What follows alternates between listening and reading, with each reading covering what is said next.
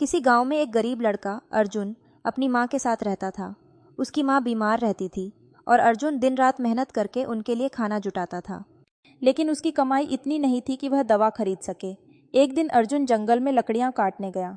अचानक उसकी कुल्हाड़ी एक पत्थर से टकराई और चिंगारी निकली। अर्जुन ने देखा कि वह कोई साधारण पत्थर नहीं था, वह चमक रहा था। जैसे ही उसने उसे उठाया, एक गहरी आवाज़ आई, हे अर्जुन, मैं एक जादुई पत्थर हूँ। तुम मुझसे जो भी मांगोगे मैं पूरा कर सकता हूँ, लेकिन याद रहे तुम सिर्फ 3 इच्छाएं मांग सकते हो। अर्जुन खुशी से झूम उठा, लेकिन उसने सोचा कि इच्छाओं का सही उपयोग कैसे करे। पहली इच्छा में उसने अपनी माँ के स्वास्थ्य की कामना की। देखते ही देखते उसकी माँ स्वस्थ हो गई और खिलखिलाकर हंसने लगी। दूसरी इच्छा में अर्जुन ने गांव के सभी गरीब लोगों के लिए ढेर सारा अनाज मांगा, ताकि कोई भूखा न रहे। तुरंत ही गांव में अनाज के भंडार भर गए। अब तीसरी और आखिरी इच्छा बाकी थी। अर्जुन सोच में पड़ गया।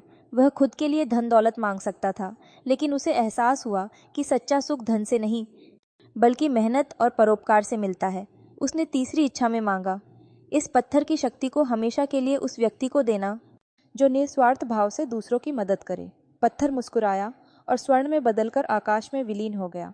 इसके बाद अर्जुन की मेहनत रंग लाई और वह गांव का सबसे सम्मानित व्यक्ति बन गया। सीख: सच्चा जादू हमारे कर्मों में होता है। जब हम निस्वार्थ भाव से दूसरों की मदद करते हैं, तब असली चमत्कार होते हैं।